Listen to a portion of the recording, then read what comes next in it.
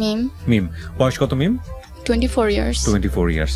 আপনি যে গল্পটা এখানে বলতে এসছেন সেটার আমার জানাশোনার জায়গা থেকে নতুন না, কিন্তু আমার মনে হয় আমার শ্রোতারা যারা আজকে শুনবেন তারা আজকে ভিন্ন ধরনের গল্পের একটা বলা যেতে পারে কি, এটা টেস্ট বলবো না আমি শব্দটা, গল্পের ধরনের মুখোমুখি হবেন, এভাবেই বলতে চাই।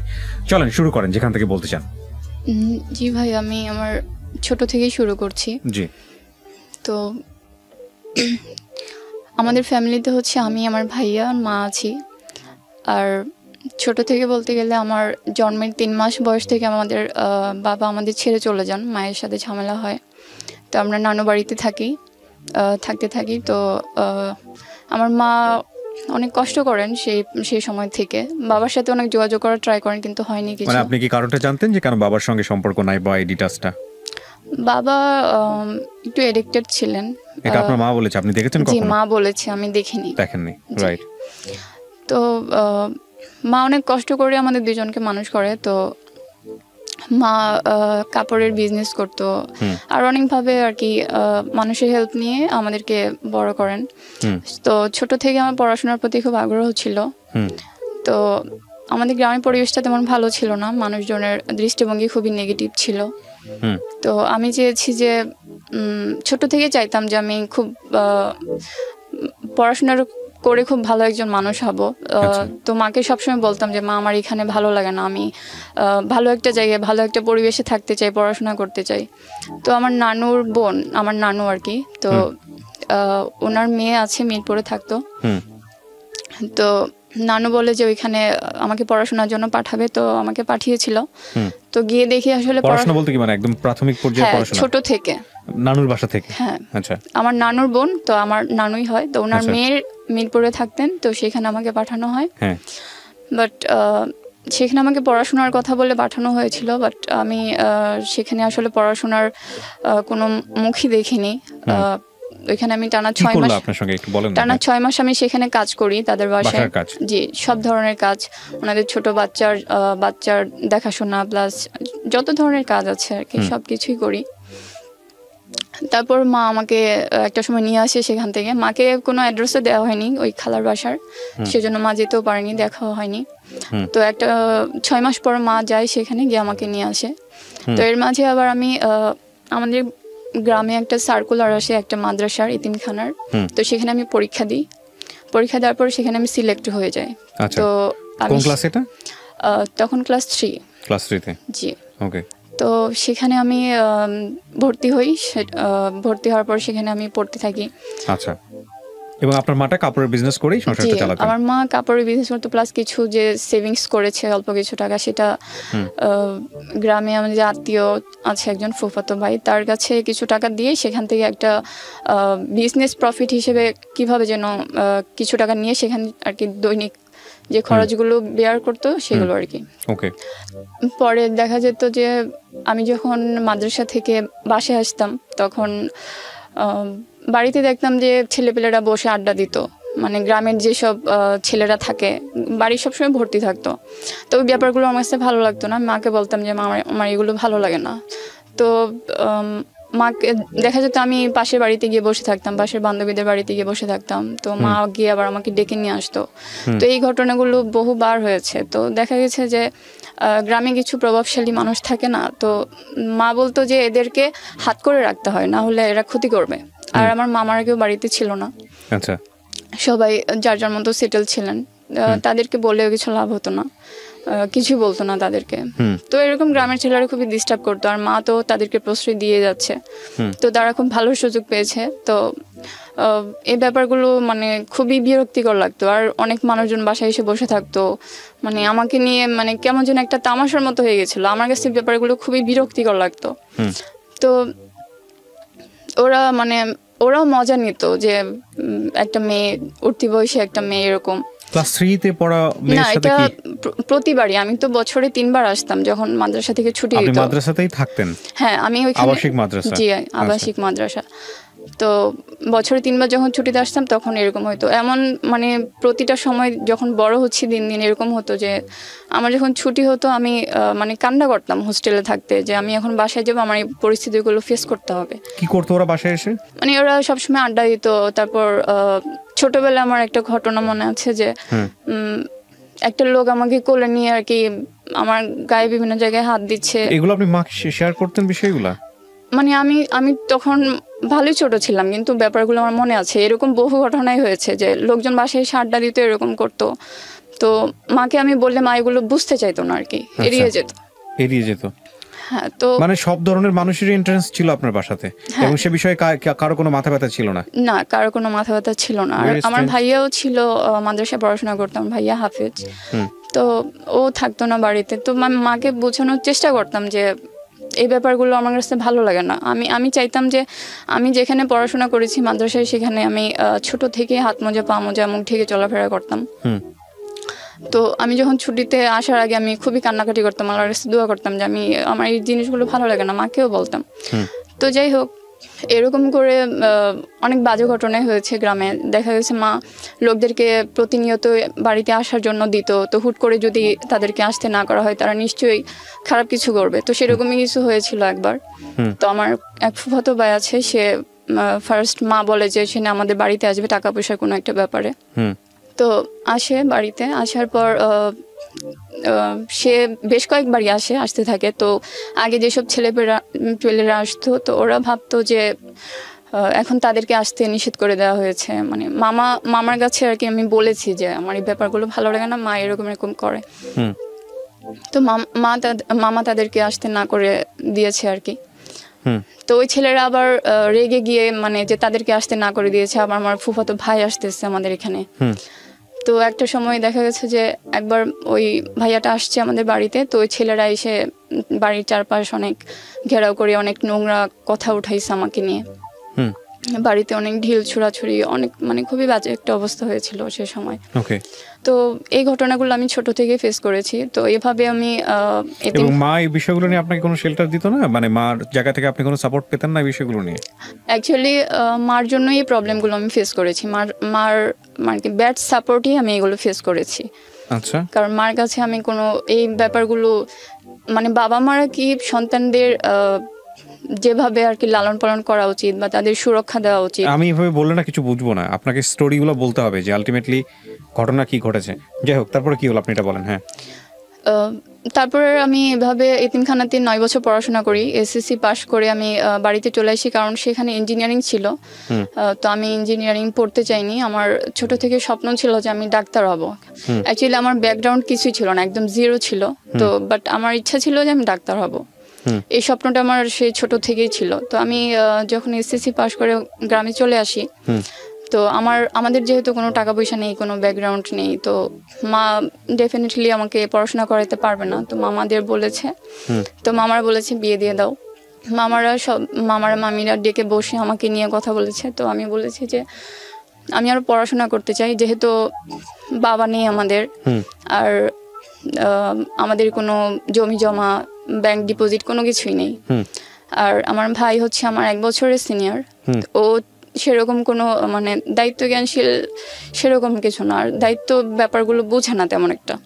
তো আমার কাছে সে ছোট থেকে মনে হতো যে আমি যদি কিছু করা লাগে সেটা আমাকেই করতে হবে। তো মামাদেরকে বলেছি যে আমি আরো পড়াশোনা করতে চাই। তো সেই সময় দেখা গেছে মামারা বলতে শুরু করেছে যে আমাদের বাচ্চারা এখন ছোট আছে, যখন বড় হয়ে যাবে তখন তোমার বিয়ে শাদী এসব নিয়ে ভাবার মতো, খরচ দেওয়ার মতো সেরকম সময় থাকবে না আমাদের। তো এখনই বিয়েতে রাজি হয়ে যেত। আমি বলেছি না, আমি অনেক কান্নাকাটি করেছিলাম সেদিন। কোন ক্লাসে পড়েন তখন আপনি? আমি তখন এটা হচ্ছে আমি তখন মাত্র এসএসসি পাস করে বের হয়েছি আর কি, পরীক্ষা দিয়েছি। ওকে, এসএসসি বলতে কি আপনি মাদ্রাসা 2013 এ? মাদ্রাসার এসএসসি কথা বলছেন? মাদ্রাসা, জি। ওকে, দেন সেভাবে চলতে থাকে। আর এর মাঝে হচ্ছে আমার ভাইয়া এই যে নারায়ণগঞ্জে একটা মাদ্রাসায় পড়াশোনা করতো। যে মাদ্রাসায় পড়তো সেখানে প্রায় 2-3 বছর টানা পড়াশোনা করে। আর ওই মাদ্রাসার ওনারের বাড়িতে লজিং থেকে পড়াশোনা করে আর কি। তো ওই যে এসএসসির পর একটা গ্যাপ থাকে, 2-3 মাসের একটা গ্যাপ থেকে যায় কলেজে ভর্তি হওয়ার আগ পর্যন্ত। তো সেই সময় ভাইয়া বলে যে যাদের বাড়িতে লজিং থাকতো তারা মোটামুটি আমাদের কথা জিজ্ঞেস করতো, আমাদের অবস্থা জিজ্ঞেস করতো। তো ভাইয়া গল্প করতো তাদের সাথে। তো ভাইয়া বলে যেহেতু একটা ছুটির মধ্যে আছো তো এখানে এসে ঘুরে যাও, ভালো লাগবে। তো মা বলে ঠিক আছে, আমি আসতে চাইনি। তো মা বলে যে ঠিক আছে যা, ভালো লাগবে। তো আমি আসি ওনাদের ওখানে, এসে 1 সপ্তাহের মতো থাকি। ওনাদের কারদের এখানে কাকা আর কি, ভাইয়া যাদেরকে কাকা বলে, তাদের সাথে আমাদের ব্লাডের কোনো রিলেশন নেই, বাট ভাইয়া অনেকদিন যাবত থাকে সে হিসেবে আর কি। দেন ওইখানে আমি 1 সপ্তাহ থাকার পর আমি আবার বাড়ি চলে যাই। তো ওনারা আবার শুনতে পারে যে আমি গিয়ে কলেজে ভর্তি হব। এর মাঝে আবার একটা কাকা আছে, উনি আবার আমার নাম্বার রেখেছিল, ফোন নাম্বার বলেছে, আমি জাস্ট দিয়েছি নাম্বারটা। সম্পর্কের কাকা, কোনো আর কি ব্লাডের কোনো রিলেশন না, বললাম সম্পর্কের কাকা। হ্যাঁ জি ভাইয়া। তো তারপর আমি চলে আসি বাড়িতে। চলে আসার পর কলেজে ভর্তির সময় হয়ে যায়। তো মা আমাকে গ্রামের প্রতিবেশী একজন ভাইয়া আছে, ওনাকে নিয়ে গ্রামে কলেজে ভর্তি করানোর জন্য নিয়ে আসে। তো আমাদের তো এরকম কোনো ছিল না, আর্নিং সোর্স ছিল না যে আমাকে প্রতি মাসে খরচ দিয়ে পড়াশোনা করাবে। আর আমি সবসময় একটা আবদ্ধ পরিবেশে বড় হয়েছি, টানা 9 বছর একটা মাদ্রাসা পড়েছি। তো হুট করে বাহিরে এসে আমি কোনো কিছু বুঝতে পারিনি যে কীভাবে কী করব। তো সরকারি কলেজে ভর্তি হওয়ার মতো ছিল না। অনেকে বলতেছিল যে সরকারি কলেজে পড়াশোনা ভালো হয় না। তো ওই ভাইয়া আর কি প্রাইভেট কলেজে দেখতেছিল কোনটাতে খরচ কম, সব থেকে বেশি। তো দেখতেছি সবগুলোতে মোটামুটি অনেক খরচ, প্রাইভেট কলেজ যেহেতু। তো একটা কলেজে কথা বলেছিল, তো সেখানে বলতেছিল যে কোনো পড়াশোনার খরচটা লাগবে না, জাস্ট হোস্টেল ফিটা দিতে হবে 3000 টাকার মতো। তো মা বলেছে যে আমি এটা দিতে পারবো না। তো মা সেখানে অনেক আর্গু করে, অনেক চিল্লাচিল্লি করে। তো আমাকে ওইখানে রেখে চলে আসে, ওই স্যারের ওখানে, প্রিন্সিপালের ওখানে। রেখে চলে আসবে কেন বুঝলাম না আমি। মানে আমি বলতেছি যে আমি পড়াশোনা করবো, মোটামুটি একটা জিদের পর্যায়ে চলে গেছে। মা বলতেছে যে না তোমাকে দিতে পারবো না। মা বলতেছে যে না আমি পারবো না, পড়াশোনার দরকার নেই। ইন্টারমিডিয়েট? জি জি। আচ্ছা। তো মা ওইখানে রেখে চলে আসে। তো স্যার বলতেছিলেন যে ঠিক আছে আপনি রেখে চলে যান, মেয়েটা পড়তে যাচ্ছে, আপনি রেখে চলে যান। তো আমি ওখানে থাকি। তো ওই সময়টাই কাকা আমাকে ফোন দেয়, ওই যে বাড়িতে ভাইয়া থাকে। আপনার ভাই কি ওই বাড়িতে থাকতো? কেন থাকতো আপনার ভাই? ওই যে মাদ্রাসায় পড়াশোনা করতো আর লজিং থাকতো। বলেন। তারপর হচ্ছে ওই কাকা ফোন দেয় আমাকে। ফোন দেওয়ার পর আমি কিন্তু ওই যে উনি নাম্বার নিয়েছে, ওনার নাম্বার কিন্তু আমার কাছে নেই, আমি ফোন দিইনি, উনি নিজেই ফোন দিয়েছে। ফোন দিয়ে জিজ্ঞেস করলো খবর, যেহেতু ওনাদের বাড়িতে থাকতেই শুনেছিল আমি কলেজে ভর্তি হব। তো উনি ফোন দিয়ে বলতেছে যে ফোন দিয়ে কথা বলে খবর জিজ্ঞেস করে উনি এক পর্যায়ে আসে আমার কলেজের এখানে, দেখা করেন, দেখে যে কলেজটা একদমই চিপা, পড়াশোনার কোনো পরিবেশ নেই আর কি সেরকম। তো উনি বলে যে এখানে মানুষ কিভাবে পড়াশোনা করবে, তুমি একজন ব্রিলিয়ান্ট স্টুডেন্ট। তো এরকম বলে উনি যাই হোক দেখে শুনে চলে যায়। সেদিন গিয়ে ভাইয়ার সাথে আলাপ করে যে উনি আমাকে পড়াশোনা করাতে চায়, রেসপন্সিবিলিটি নিতে চায় আমার। এই কাকা? জি। আচ্ছা। তারপর ভাইয়াকে সাথে করে নিয়ে উনি আবার কলেজে আসে। কলেজে আসার পর আমাকে কলেজ থেকে আমাকে ড্রপ করে, আমাকে নেয়, আমাকে নিয়ে পরে আমাদের গ্রামে যায় মার কাছে। ভাইয়াকে ওইখান থেকে নিয়ে আসে ওনাদের বাড়ি থেকে, সাথে আমাকে নিয়ে আমাদের গ্রামে যায়, আমাদের বাড়িতে আর কি। তো সেখানে গিয়ে উনি দেখে যে একটা ছোট একটা ঘর, মানে ওনার নাকি খুব মায়া হয়েছিল, উনি এভাবে পরে বলেছিল আমাকে যে এত ছোট একটা ঘরের মধ্যে তোমরা থাকতা, ইলেকট্রিসিটি নেই, কোনো কিছু নেই, মানে খুব মায়া হয়েছে উনি যেটা বলেছিল। তো মার সাথে কথা বলে গ্রামের মানুষজনও দেখেছে উনি গিয়েছিল। তারপর উনি বলে যে আপনার মেয়ের পড়াশোনার ইয়েটা আমি নিতে চাই, দায়িত্বটা নিতে চাই, যেহেতু ও পড়াশোনা করতে চায়। তো এইভাবে উনি আমাকে একটা ভালো কলেজে ট্রান্সফার করে দেয় এখান থেকে। ট্রান্সফার করে আমি ইন্টারমিডিয়েটে ওনার। আপনার মা তখন কি করছে? আমার মা তখন কিছুই করে না, একদম বসা। হ্যাঁ। সংসার চলতো কিভাবে? সংসার ওই যে আমাদের অল্প কিছু যে সেভিংস ছিল সেটা ওই থেকে যেটা ইন্টারেস্ট আসতো সেটা দিয়ে চলতো। জি। বাবা কি করতেন আপনি? বাবা তখন আমাদের সাথে ছিলেন না। না মানে ও আচ্ছা বেঁচে ছিলেন কিন্তু অন্য কোথাও ছিলেন। বিয়ে শাদী করেছেন? হ্যাঁ, সেখানে বিয়ে করেছেন।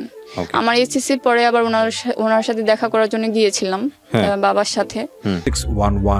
611904 ওকে, আমরা যেখানটায় ছিলাম। তারপর সেই যে আমার 3 মাস বয়স থেকে উনি চলে গেছেন, তখন থেকে আমি আমার এসএসসির পর গিয়ে ওনার সাথে আমাদের দেখা হয়, এর মাঝে কোনো যোগাযোগ হয়নি, দেখা হয়নি।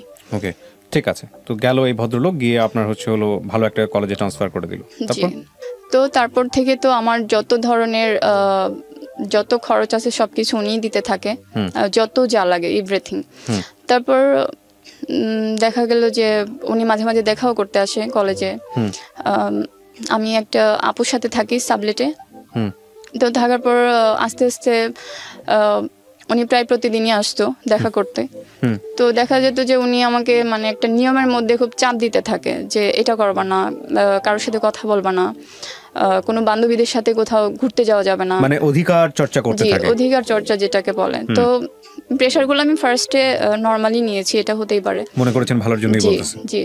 তো দেখা গেল যে একটা পর্যায়ে প্রেশারগুলো একটু বেশি স্ট্রিক্ট হতে থাকে। এখানে একটা বিষয় খুব খেয়াল রাখবেন যে প্রিয় শ্রোতা এবং দর্শক, ওকে তো আমরা দেখাচ্ছি না বা দেখাতে চাইও না, এবং ওর যে গল্পটা এখানে প্রচার করা হচ্ছে ওর ভয়েস চেঞ্জ করে প্লাস হচ্ছে হলো ওর ছদ্মনাম ব্যবহার করে, ও একটা ব্রোকেন ফ্যামিলির মেয়ে এবং মাশাআল্লাহ ও দেখতে অনেক সুন্দর। এই জায়গাটা থেকে ওর যেই ব্যাপারটা ওকে ফেস করতে হয়েছে সেই বিষয়গুলো আমরা এখানে স্মুথলি উপস্থাপন করছি। আপনি যেটা বলছিলেন যে আপনার উপর অধিকার চর্চা করতে থাকে বেশি, তারপর জি এই বিষয়গুলো খুব বেশি আর কি প্রেশার ক্রিয়েট করে আমার মেন্টালি। তো আমি একটা পর্যায়ে শুনতে পারি, মানে উনি মজার ছলে মানে বলে ইনডিরেক্টলি যে উনি আমাকে বিয়ে করতে চায়, এটা ইনডিরেক্টলি আমাকে বোঝায়। তো আমি এটা মাকে শেয়ার করি যে মা উনি তো আমাকে এভাবে বলছে। ইনডিরেক্টলি বলতে কি বোঝাইছে? ইনডিরেক্টলি বলতে মানে উনি মানে কিভাবে যেন বলতো যে আমি ইশারা ইঙ্গিতে বলতো, যে বোঝানোর চেষ্টা করতো যে উনি আমাকে বিয়ে করতে চায়। ইভেন এটাও বলতো যে আমি যদি এখন ইয়াং থাকতাম তোমাকে আমি এখনই বিয়ে করে ফেলতাম, এরকম মানে আরো অনেকভাবে বলতো। তো মাকে ব্যাপারটা জানাই, জানানোর পরে মা আমাকে বলে যে ধরবোকা, এটা সেরকম কিছু না, উনি হয়তো মজা করে বলেছে, এটা এরকম ছিল। তো যাই হোক, উনি দেখা যেত যে প্রতিদিন ঝগড়া করতো। তো মাঝে মাঝে উনি যখনই বাসায় আসতো, আমি যেখানে থাকতাম, তো উনি এসে ফোন ঘাটাঘাটি করতো, মানে যতবার আসতো ঠিক ততবারই ফোনটা চেক করতো, এভরিথিং, কাপড়ের প্রতিটা ভাঁজে ভাঁজে চেক করতো, তারপর আমার প্রতিটা জিনিস চেক করতো। রুমে যাওয়ার অ্যাক্সেস পেতো নাকি উনি? আমরা যে সাবলেটে থাকতাম, এক রুমে আপু থাকতো আর এক রুমে আমি থাকতাম। তো বলতে মানে ওই আপু পড়াশোনা না, আপুর না, ওটা ওই আপু পড়াশোনা করতে আপনার সঙ্গে, অন্য একটা আপু। হ্যাঁ, তো ওই আপুর তো প্রবলেম হওয়ার কথা, এরকম একটা বয়স্ক লোক আপনাদের রুমে ঢুকে যাচ্ছে, চেক করতেছে। তো ওইটা আর কি উনি বাসাটা নেওয়ার আগে কথা বলে নিয়েছে যে আমি ওর গার্ডিয়ান হিসেবে নিচ্ছি, তো মাঝে মাঝে আসবো, এরকম এভাবে আর কি। ওই আপু আপনার সঙ্গে ঢুকেছে, বাসাটা নিয়ে দিয়েছে কি ওই লোকই? হ্যাঁ, আমরা দুজন একসাথে উঠেছিলাম আর কি। ওই আপুর সঙ্গে আপনার পরিচয় কিভাবে? আপুর সাথে পরিচয় নয়, যে সাবলেটে ভাড়া নেওয়ার ফোন নাম্বার এভাবে পরিচয় হয়েছে। আচ্ছা, তো উনি বাসায় ঢুকতো, ওই আপু কি জানতো উনি আপনার কি হয়? জানতো যে আমার আঙ্কেল হয়, সেরকম। ওকে, আঙ্কেল কিরকম আঙ্কেল সেটা জানতো না? হ্যাঁ, জানতো যে আপনি যদি কোনো কিছু এখানে মিথ্যা বলেন আপনি কিন্তু ধরা পড়ে যাবেন। না, মিথ্যা বলছি না, সে আপু সবই জানতো যে উনি আমাদের রক্তের কেউ না, জাস্ট আমাকে আমার রেসপন্সিবিলিটি নিচ্ছে, আমার আঙ্কেল হয়, এরকম। তো এরকম ভাবে আপনার ফোন চেক করতো, আপনার চেক করতো, এগুলো খুব নরমাল ছিল বিষয়গুলো? ও সামনেই ঘটনা, একটা রুমের মধ্যে সবার তো বোঝার কথা বিষয়গুলো। আপুর রুমে থাকতো, আপু আমার রুমে আসতো না। যখন দুইটা রুম ছিল, তো কাকা যখন আসতো উনি দরজা খোলা থাকতো, বাট উনি রুমে এগুলো করতো, মানে আমার সব জিনিস চেক করতো। আপনি তখন রুমে থাকতেন? হ্যাঁ, রুমেই থাকতাম। রুমে থাকা অবস্থায় উনি এন্ট্রান্স নিত? এই বয়স্ক একজন মানুষ, এটা তো উচিত না। কিন্তু এরকমই ছিল, আপু কিছু বলেন, যেহেতু উনি বাসা নেওয়ার আগে আপুর সাথে কথা বলে নিয়েছে যে আমি মাঝে মাঝে আসবো, ওর জিনিসপত্রগুলো দিয়ে যাব, প্রয়োজনীয় জিনিস, এভাবে আর কি কথা হয়েছিল। ওকে, কিন্তু আপনার জায়গা থেকে এটা না ছিল না? হ্যাঁ, আমি বলেছি, কিন্তু আমি আসলে ওনার কথা ছিল সবসময় এরকম যে আমি তোমার সবকিছু দেই, যে খাওয়াই পড়ায় সে সবকিছুই করতে পারে। ওনার মানে লাইক আপনার সব ধরনের রেসপন্সিবিলিটি সে নিয়েছিল। জি, সবকিছু। সেক্ষেত্রে আপনি তাকে এইভাবে নাও করতে পারতেন না। That is the fact. এই ফ্যাক্টগুলো একটু চিন্তা করতে হবে আসলে। তারপর কি হলো? তো এইভাবে চলতে থাকে। তো আমি ইন্টার ফার্স্ট ইয়ারে উনি আমাকে একটা ফোন কিনে দেয়, টাচ ফোন। তো আমার একটা ফ্রেন্ড ছিল, তার সাথে আমার ফোনে পরিচয় হয়েছিল। তো ফ্রেন্ড বলতে আলটিমেটলি তার সাথে আমার প্রেমের সম্পর্কই হয়েছিল ফোনের মাধ্যমে জাস্ট, কিন্তু দেখা হয়নি। আচ্ছা, তো উনি সেটা জানতে পারে, জানার পরে মানে দেখা গেছে যে ওনার যে মানসিক টর্চারগুলো সেটা অনেক বেড়ে যাচ্ছে দিন দিন। ওনার বাসাতেই আপনার ভাই লজিং থাকতো? হ্যাঁ, ওনার বাসাতেই থাকতো। তো আলটিমেটলি ওনার বাচ্চা কাচ্চা কয়জন ছিল? ওনার ছেলে, 2জন ছেলে আছে। তো বড় ছেলেকে পড়াতো আমার ভাইয়া। ও, কোন ক্লাসে পড়তো তখন? মেবি 2 বা 3-তে পড়তো। আরবি পড়াতো আমার ভাইয়া আর কি। আচ্ছা, আপনার ভাই কোরআনের হাফেজ ছিলেন? জি। আচ্ছা, ঠিক আছে। তো এই প্রেমের সম্পর্কটা উনি জানলো কিভাবে? উনি যে ফোন চেক করছিল, তো হুট করে উপরে স্ক্রিনে মেসেজ চলে আসে, তো সেটা দেখে উনি বুঝতে পারে যে এরকম। তারপর উনি চেক করে সবগুলো মেসেজই চেক করে, তারপর আমি বলি এরকম। তারপর উনি তো আরও পুরো খেপে যায়। এর আগ পর্যন্ত উনি অত বেশি টর্চার করেনি, মেন্টালি অত বেশি প্রেশার দেয়নি আমাকে। তো সেটার পর উনি বুঝে ফেলে যে আমার কারোর সাথে সম্পর্ক আছে। এর আগে উনি সেটা মানে বিশ্বাস করতো না যে আমার কারোর সাথে সম্পর্ক আছে, জাস্ট এমনি শুধু অধিকার খাটানোর চেষ্টা করতো। তারপর আপনার জায়গা থেকে রেসপন্স কি ছিল? আমি অলওয়েজ মানে টু বি অনেস্ট, আপনি কি করতেন?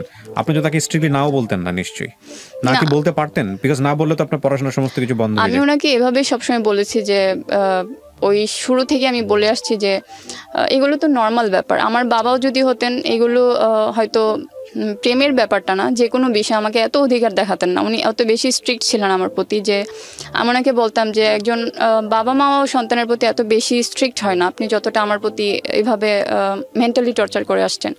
উনি মনে করতো যে উনি আমার ভালোর জন্য করছে, কিন্তু আসলে ব্যাপারটা সেরকম ছিল না। আচ্ছা, যাই হোক। তারপর দেখা গেল যে আবার মা তো বাড়িতে একা থাকতো গ্রামে, সেখানে দেখা যেত আমি তো চলে আসছি, আমি তো আর গ্রামে থাকি না। তো ওইখানে যে ছেলে পেলেদের যে উস্কানি দিয়েছিল মা ছোট থেকে, তো ওরা তো আমাকে পাচ্ছে না। তো সেখানে দেখা যেত যে ছেলেরা এসে বাড়িতে ঢিল ছুটতো আমাকে না পেয়ে। উস্কানি মানে কি? মানে পাত্তা দিয়েছিল বা নিষেধ করে নাই যারা? হ্যাঁ, যে ছেলেরা চেয়েছিল যে আমার সাথে সম্পর্ক করতে, প্রেম করতে, বা অনেকে চেয়েছিল বিয়ে করতে, তো মা সেগুলোকে প্রশ্রয় দিয়েছে, তাদেরকে বাড়িতে এনে বসিয়ে রেখেছে, তো তারা আড্ডা দিয়েছে। তো আমিও ছিলাম সেখানে, তারা সেগুলো এনজয় করেছে। তো যখন আমি ছিলাম না একটা পর্যায়ে, তো তারা সেই রাগগুলো ক্ষোভগুলো প্রকাশ করছে। তো বাড়িতে ঢিল ছুঁড়ে, তারপর ঘরের দরজাতে এসে টয়লেটের ময়লা পর্যন্ত এনে রেখে যায়, অনেকভাবে বাসায় মাকে টর্চার করতে শুরু করে। তো লাস্ট পর্যায়ে বাড়িতে আগুন দেয়। মানে গ্রামের বাড়ি তো, সাইডে গাছের কলা পাতা গাছের ইয়া দেওয়া ছিল, বেড়ি দেওয়া ছিল। তো সেখানে আগুন দেয়। তো রাত্রিবেলা মা ঘুম থেকে উঠে এগুলো দেখে। তো সকালে আমাকে বলে, আমি এই ব্যাপারগুলো কাকাকে বলি, বুঝিয়ে বলি যে মার ওখানে থাকতে কষ্ট হচ্ছে। তো উনি আবার এদিকে যেহেতু উনি আমাকে সন্দেহ করা শুরু করেছে, তো উনি সেই ইয়েতে মাকে বলে যে আপনি এখানে চলে আসেন, মানে মেয়ের কাছে চলে আসেন। হ্যাঁ, মেয়ের কাছে চলে আসেন। তো মা আমার কাছে চলে আসে। আপনাকে যে এই ধরনের সাপোর্ট দিচ্ছিল, এটা কি ওর ফ্যামিলি জানতো? না, না, ফ্যামিলি জানতো না, পুরোটাই গোপন ছিল। পুরোটাই গোপন ছিল। ওকে, তারপর মা চলে আসে আমার কাছে। আসার পরে দেখা যেত যে আমার মা আসলে, আমি বলতে কষ্ট হলেও সত্য, আমার মা একটু আমি সেই ছোট থেকে দেখে আসছি, সে একটু যে মানে তাকে যে একটু হেল্প করে সে তার কথাই বলে আর কি, একটু গ্রিডি টাইপ। মা চলে আসে আমার কাছে। মা আসার পর দেখা গেল যে মাও আমার এগেনস্টে তার সাথে অনেক কিছু বলতে থাকে। আমার কাকার সাথে? জি জি। দেখা গেছে আমি একটা মেয়ে বান্ধবীর সাথেই ফোনে কথা বলছি, মা তাকে ফোন দিয়ে বলে আমি কার সাথে যেন কথা বলছি। ইভেন দেখা গেছে যে আমি একটা মানে ফোনে একটা ড্রামা দেখে একটু হাসছি, তো মা মনে করে যে আমি কারোর সাথে ভিডিও কলে ফোনে কথা বলছি, হাসতেছি, এরকম ব্যাপারগুলো। তো এভাবে উনি টর্চারগুলো অনেক বেশি মাত্রায় আর কি করতে থাকে। তো আমি এক পর্যায়ে এগুলো আর নিতে পারছিলাম না। ইভেন আমি এক পর্যায়ে রাগ করে বাসা থেকে বের হয়ে গিয়েছিলাম। উনি বলেছিল যে তুমি বের হয়ে যাও আমার বাসা থেকে। কে বলেছিল? এই কাকা বলেছে। কাকা, আচ্ছা। তারপর তো আমি রাগ করে, এর মাঝে অনেক ধরনের টর্চার করে আমাকে। আমি পড়াশোনা করতে পারি না, ভাইয়াকে ডেকে নিয়ে এসে আমাকে মারও খাওয়ায়। তো মানে আপনার ছোট ভাই? আমার বড় ভাই। উনি বড় ছিল আপনার? হ্যাঁ, 1 বছরের বড়। আচ্ছা, তারপর আমি পরে উনি বলে যে তুমি আমার বাসা থেকে বের হয়ে যাও, তুমি আমার কথা শোনো না, আমি যা বলি তা করো না। তো আমি পরের আগে বের হয়ে যাই। তো বের হয়ে আমি একটা বাসে উঠি, যে সিলেটের একটা বাসে উঠি। সে সময় বাস ছিল না, টিকিট করেছিলাম, কিন্তু একটা মাইক্রোতে উঠি। তো সেখানে আরো যাত্রী ছিল। তো আমি জানি না কোথায় যাব, কিন্তু আমি টিকিট করে নিয়েছি এর আগে যে আমি আর টর্চারগুলো নিতে পারছি না। তারপর ওঠার পরে সেখানে একটা আপু ছিল। আপু দেখতেছে যে আমি শুধু অনর্গল কান্না করে যাচ্ছি। কোথায় এটা? মাইক্রোতে? এটা মাইক্রোতে। আচ্ছা। তো কান্না করে যাচ্ছি। তো আপু বলতেছে কি হয়েছে আমাকে বলো। মাইক্রোতে আপনি উঠলেন কিভাবে? মাইক্রো মানে পার্সোনালি ভাড়া নিয়েছেন? না, টিকিট করেছি, তো বাস আসছিল না, তো সেই যাত্রীগুলোকে মাইক্রোতে করে পাঠিয়েছে। হ্যাঁ, তারপর আপু বলতেছিল যে কেন, কি হয়েছে। তো আপুকে বলি এরকম। কোথায় যাচ্ছিলেন আপনি? আমি টিকিট করেছিলাম সিলেটের। তো কেন যাচ্ছেন সিলেটে?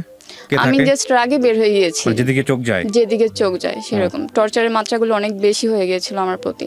এদিকে মাকে আমি প্রবলেম শেয়ার করি, আর মা উল্টো আমাকে নিয়ে আমার এগেইনস্টে আমার কাকার সাথে আর কি, মানে সাপোর্ট দিচ্ছিল না আর কি। হ্যাঁ, জি, ঠিক সেরকমই। তো তারপর আমি বাসে মাইক্রোতে থাকি। তো ওই আপুটা বলে কি যে তুমি হবিগঞ্জ পর্যন্ত আমি যাই, যাওয়ার পরে আপুর লাস্ট স্টপ ছিল হবিগঞ্জ। তো আপু বলতেছে ওই আপু যখন নেমে যাবো, ওই গাড়িতে শুধু আমি আর আপুই মহিলা ছিলাম, আর বাকি সবাই পুরুষ ছিল। তো আপু বলতেছে আমি এখন নেমে গেলে তো শুধু তুমি একা থাকবা বাসে, আর তো কেউ নাই, শুধু ড্রাইভার আর ড্রাইভার অ্যাসিস্ট্যান্ট, আর কেউ নেই, তুমি কি করে যাবা সিলেট? তো আপু আমাকে নামিয়ে নিয়ে যায় গাড়ি থেকে, ওনাদের বাড়িতে নিয়ে যায়, সেটা হচ্ছে কদর রাত থাকে। তো এটা আমি আবার এই যে কাকা আমাকে বলেছে যে তুমি বের হয়ে যাও। তো আবার বাসা থেকে যে আপুর সাথে সাবলেটে থাকতাম, সে আপু ওনাকে জানায় যে ও তো বের হয়ে গেছে। তো উনি আবার সেই রাতে গিয়ে আমাকে নিয়ে আসে, ফেরত নিয়ে আসে। তো যাই হোক, এইভাবে আমি এসএসসি পাস করে যাই এই টর্চারের মধ্য দিয়ে, কারণ আমি তো কোনোভাবে বের হতে পারছি না। আমি পুরো ফ্যামিলিটাই ওনার উপর ডিপেন্ডেন্ট হয়ে গেছিলো। তারপর এসএসসি পাস করার পরে উনি আমাকে বলে যে এইচএসসি পাস করার পর উনি আমাকে বলে যে তুমি তো তোমার স্বপ্ন তুমি ডাক্তার হবা, তোমার ব্রেনও ভালো। ভাইয়ার কাছে অনেক গল্প শুনেছি আমার রেজাল্ট, পড়াশোনা ছোট থেকে আমার স্কুলের ব্যাকগ্রাউন্ড ছিল 1 থেকে 2 এর মধ্যে ছিল সবসময় রোল।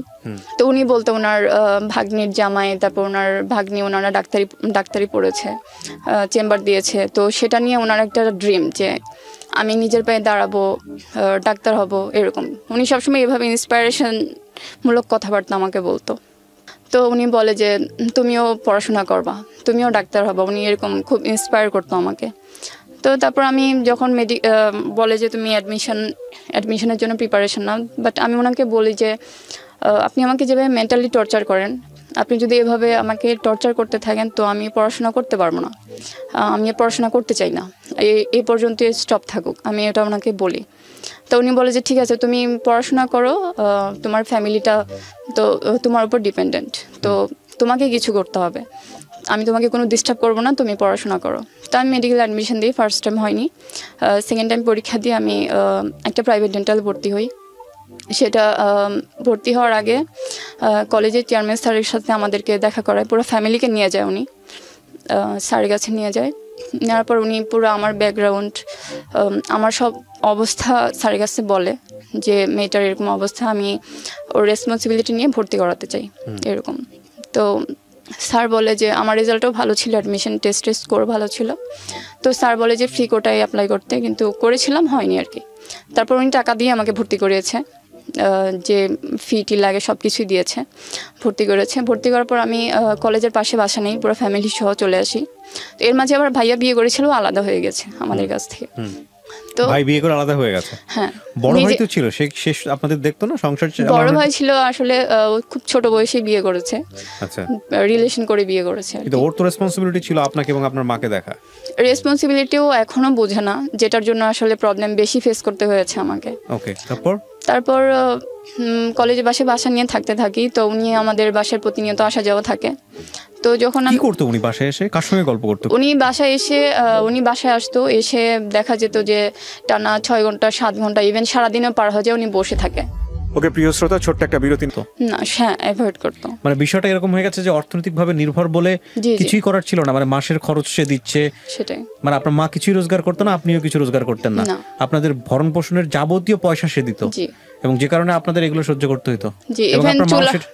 বলেন, ইভেন যদি একটা চুলাও জ্বালাইতে যায়, সেখানে একটা দিয়াশলের যে কাঠি প্রয়োজন, সেটার খরচটা ওনাকেই দিতে হতো, এরকম একদম পুরো ডিপেন্ডেন্ট ছিল।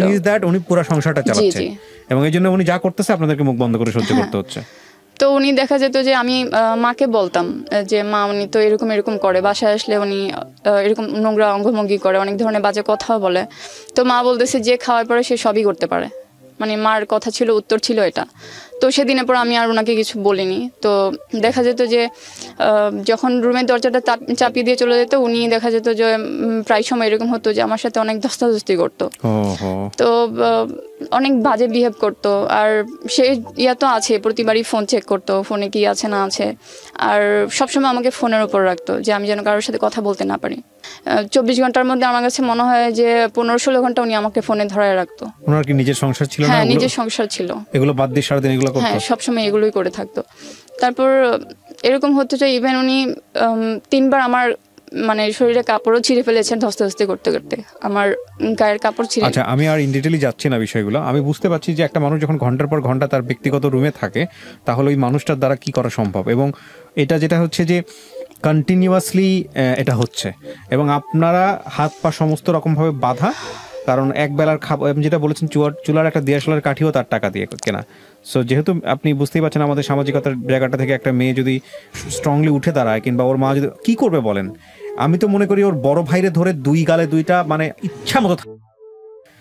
আপনার বড় ভাইয়ের সাথে এগুলো আপনি শেয়ার করতেন না? ভাই আলটিমেটলি সবই জানতো, বুঝতো ব্যাপারগুলো, আমি কখনো ডিরেক্টলি বলতে পারিনি, আমি মাকে সবকিছু শেয়ার করেছি। আচ্ছা, তো আপনার ভাই কি করতো, পেশায় কি ছিল? ভাইয়া তখন বিয়ে করে আলাদা ছিল, একটা গার্মেন্টসে চাকরি করতো, ওর ওয়াইফ নিয়ে আলাদা ছিল। গার্মেন্টসে করুক আর যেখানেই করুক, ও যদি 2 টাকাও রোজগার করে, এই 2 টাকার ন্যায্য হিস্সা আপনাদের আছে? দেয়নি, ও কিছুই দেয়নি ফ্যামিলিতে। ছি ছি ছি ছি ছি। এখানে সবচেয়ে বড় অপরাধী আপনার ভাই, মানে এই ব্যাপারে কোনো সন্দেহ নাই, গল্প যতটুকু আমি শুনেছি। আল্লাহ মাফ করুক, সে একজন কোরআনের হাফেজ। তারপর কি হলো? আমি কাকার ব্যাপারগুলো বলি যে উনি আমার সাথে কিরকম বিহেভিয়ারগুলো করেছে। উনি প্রতিটা সময় আমার সাথে আর কি লেগেছিল। আমি সকালে ঘুম থেকে উঠি উনি আমাকে ফোন দিত, ইভেন রাত্রে ঘুমানো যাওয়ার আগ পর্যন্ত আমি ওনার টর্চারের উপরে থাকতাম। কলেজে যাওয়ার সময় ফোন দিতে হতো ওনাকে, না ধরলেই সমস্যা।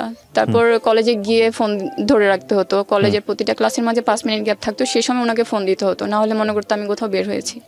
তারপর দেখা যেত উনি কলেজে গিয়েও বসে থাকতো, আমার ফ্রেন্ডরা দেখেছে অনেকবার, তো ওরা আমাকে বলতো যে তোর চাচা কেন এরকম করে তোর সাথে, এরকম ওরা বলতো আমাকে। তো আমি তো কিছু বলতে পারতাম না। ইভেন কলেজে কোনো প্রোগ্রামে আমি ঠিকভাবে অ্যাটেন্ড করিনি। কলেজে একটু বেশিক্ষণ থাকলে উনি ভাবতো, বা ছুটির পরে একটু বসে থাকলে উনি ভাবতো যে আমি কোথাও ঘুরতে গিয়েছি। আর ইভেন আমি আজ পর্যন্ত কোনো ফ্রেন্ডের সাথে কোনো রেস্টুরেন্টে খেতে যাইনি, কেউ বলতে পারবে না যে আজ পর্যন্ত আমি কারোর সাথে রেস্টুরেন্টে খেতে গিয়েছি। তো এই ব্যাপারগুলো আমি আসলে উনি তো দিতই না এগুলো আমাকে কারোর সাথে মিশতে, আমি নিজেও কখনো ওনার আড়ালেও আমি কখনো করিনি এরকম। তারপর উনি ইভেন এরকমও করেছে যে উনি সবসময় ভাবতো যে আমার কারোর সাথে সম্পর্ক আছে, উনি এটাই ভাবতো। আর উনি মনে করতো যে আমার যদি কারোর সাথে সম্পর্ক হয়, কারোর সাথে অন্য কারোর সাথে বিয়ে হয়ে যায়, তো উনি যে এত টাকা আমার পিছনে খরচ করছে, তো সেটার তো কোনো ভ্যালু পাবে না। ওনার টার্গেট কি ছিল? উনি বিয়ে করতে চাইতো? হ্যাঁ, উনি আমাকে বিয়ে করতে চাইতো। প্লাস আমার কাছে মনে হয়েছিল যে, এটা আমিও বুঝতে পারতাম যে উনি যেহেতু এত লাখ লাখ টাকা খরচ করছে, উনি নিশ্চয়ই একটা ফায়দা ওঠানোর জন্যই করছে। কিন্তু আমার চিন্তাটা এরকম ছিল যে হয়তো আমাকে ডাক্তারি পড়াশোনা করাচ্ছে, আমি ডাক্তার হয়ে বা যদি ভালো একটা লেভেলে যেতে পারি, চেম্বার দিই, তো সে পর্যায়ে হয়তো উনি সেই মানে টাকা পয়সার ব্যাপারটা আমি ভেবেছি যে হয়তো উনি সেখান থেকে শেয়ার বা এরকম কিছু। কিন্তু উনি আমার পার্সোনাল লাইফ নিয়ে খুব বেশি হ্যাম্পার করেছে, যেটা তো উনি বাসায় আরো অনেক ধরনের প্রবলেম করেছে। যেমন মাকে নাকি বলতো যে উনি আমার রুমে সিসি ক্যামেরা ফিট করে রাখবে দেখার জন্য আমি কি করি, আমার খাটের নিচে এসে নাকি শুয়ে থাকবে দেখার জন্য যে আড়ালে আমি কি করি, আরো অনেক ধরনের কথাবার্তা। তো এভাবে প্রতিটা নিয়ে তো আমাকে টর্চার করে আসছে। তো ইভেন এরকম হয়েছে যে মা যদি বাড়িতে যেত, গ্রামে যেত, তো সেই সময় তো আমি বাড়িতে একাই থাকতাম, যেহেতু ভাইয়া ছিল না। তো সেই সময় উনি বাসায় আসার চেষ্টা করতো, ফোন দিয়ে বলতো যে আমি আসতেছি। তো আমি বলতাম যে আমার মা তো বাসায় নেই, আপনি আসেন না। তো সেই সময় আবার ঝগড়া শুরু হয়ে যেত। মানে উইকে 7টা দিনের মধ্যে 5টা দিন ওনার সাথে আমার ঝগড়া লেগে থাকতো। ওনার কথা ছিল একটাই যে মানে তুমি আমাকে খুশি করো, আমি তোমার সব চাহিদা পূরণ করব। উনি আমাকে অলওয়েজ এটা বলতো। আর বলতো যে খাওয়ার পরে সে সবকিছু করতে পারে। এটা আমার মারও কথা ছিল, এটা ওনারও কথা ছিল। আর এই প্রবলেমগুলো আমি আমার স্যারের সাথেও শেয়ার করেছিলাম, কলেজের চেয়ারম্যান স্যার, যার সাথে সবকিছু ডিটেলস বলে আমাকে ভর্তি করিয়েছিল। শেয়ার করার পরে স্যারও খুব কষ্ট পেয়েছে, আমাকে পরামর্শ দিয়েছে অনেক, যে তুমি তাকে থ্রেটের উপর রাখো, যে আমি আপনার ওয়াইফকে বলে দিব বা আমি সুইসাইড করবো আমাকে এভাবে টর্চার করলে। তো আমি তাকে সেগুলো বলি, কিন্তু সে সেভাবে কোনো ভয় পায় না, কারণ উনি জানে যে আমার কোনো ফিনান্সিয়াল ব্যাকগ্রাউন্ডও নেই, প্লাস আমার স্ট্রং গার্ডিয়ান নেই, যা আছে ফ্যামিলিতে তারা থাকা না থাকা একই। সো কিছু করলে ওনার কিছু যায় আসবে না। ওনার কিছু যায় আসবে না। তো উনি সেটা বুঝে গিয়েছিল। তো উনি ওনার মতো সেভাবে আছে। উনি বাসায় আসতো, এগুলো সব রিপিট হয়েছে এই গত কয়েকটা বছর, এগুলো সব রিপিট হয়েছে আমার সাথে। তো আবার দেখা যেত ঘরের যা কিছু লাগতো প্রয়োজনীয় জিনিসপত্র, মা বা ভাইয়ার যারই হোক, সেটা আমাকে বলতো যে এই জিনিসটা লাগবে, সেটা আবার তাকে বলে আমার নিয়ে আসতে হতো আদায় করে। দেখা যেত বিভিন্ন বিষয় উনি বাসায় আসলে, যেহেতু ওনার মনের ভিতর যেহেতু অন্যরকম কুপ্রস্তাব, কুচিন্তা, সেগুলো উনি অনেকভাবে চেষ্টা করে পারতেছে না, বা চেষ্টা করতেছে, হচ্ছে না। আমি ব্ল্যাকমেইল করার জন্য কি কোনো ধরনের কোনো ছবি এগুলো তুলতো? না, সেরকম কিছু করেনি। বাট এই যে এরকম ভাবে মেন্টালি ফিজিক্যালি এরকম টর্চার করে আসতেছিল, তো ওনার সাথে ঝামেলা লেগেই থাকতো আমার, মানে ঝগড়াঝাটি, আমি অনেক চিৎকার চেঁচামেচি করতাম। তো বাসায় ওরা মনে করতো যে আমি মানে আমারই দোষ, আমি চিৎকার চেঁচামেচি করি। তো আমি মাকে সব কিছুই বলেছি যে এরকম এরকম সমস্যা। তো আমার মানে আমি একটা পর্যায়ে শুনি যে মা ওনাকে বলে সেই জন্য আমাকে বিয়ে করে। তো আমি মাকে বলি যে এটা কী করে সম্ভব, তার ফ্যামিলি আছে, তার ছেলে আছে 2টা। আমি ওনাকে বলেছি যে দেখেন আপনি তো আমাকে যদি এটাই চান যে আমি স্বাবলম্বী হই, আমার ফ্যামিলিকে দাঁড় করাই, তাহলে তো আপনি আপনার বাড়িতে থেকেও আমাকে হেল্প করতে পারেন। যদি আপনি সত্যি এটা চান যে আমি নিজের পায়ে দাঁড়াই, ভালো কিছু করি, তো আপনার তো ওই যে এতভাবে টর্চার করা লাগে না আমাকে, আপনি কেন এইগুলো আমার সাথে করেন। ইভেন আমি ওনার পায়ে ধরেও আমি রিকোয়েস্ট করেছি যে আমি আপনার জন্য পড়াশোনা করে অনেক হার্ডওয়ার্ক করে অনেক মানে যত ধরনের চেষ্টা আছে আমি করব, বাট আপনি আমার পার্সোনাল লাইফটা নিয়ে হ্যাম্পার করেন না। আমি ওনাকে অনেকবার রিকোয়েস্ট করেছি, অনেক কান্নাকাটি করেছি। তো কিন্তু ওনার এই ব্যাপারগুলো রিপিটেড ছিল, এই টর্চারগুলো প্রায় প্রতিদিন। একটা পর্যায়ে ওনাকে এটাও বলেছিলাম যে আপনি আমাকে কোথাও নিয়ে গিয়ে মেরে ফেলে দেন, আমি কাউকে কিছু বলবো না, বা আমি আপনাকে নোটও লিখে দিব, বাট আমি এই টর্চারগুলো নিতে পারছি না। আমি এই কুপ্রস্তাবে রাজি না, আমি এই ইয়াগুলো নিতে পারছি না, আর এগুলো কখনো সম্ভব না। আমি আমার একটা ড্রিমের জন্য আমি আমার পুরো লাইফটাকে আমি শেষ করতে পারবো না।